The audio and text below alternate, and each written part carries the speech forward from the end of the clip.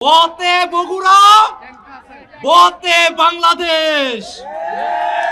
এই বগুড়া থেকেই গোটা বাংলাদেশে এনসিপির রাজনীতি প্রতিষ্ঠিত হবে ইনশাআল্লাহ।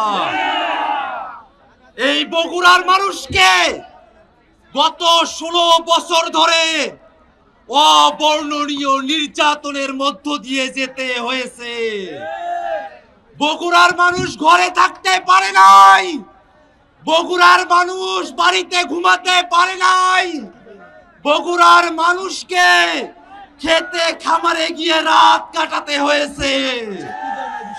এত কষ্ট করে আওয়ামী লীগের বিরুদ্ধে যুদ্ধ করে, ফ্যাসিবাদের বিরুদ্ধে যুদ্ধ করে যে নতুন বাংলাদেশ আমরা পেয়েছি, সেই নতুন বাংলাদেশকে আমরা আর কোন ফ্যাসিবাদীদের হাতে ছেড়ে দেব না।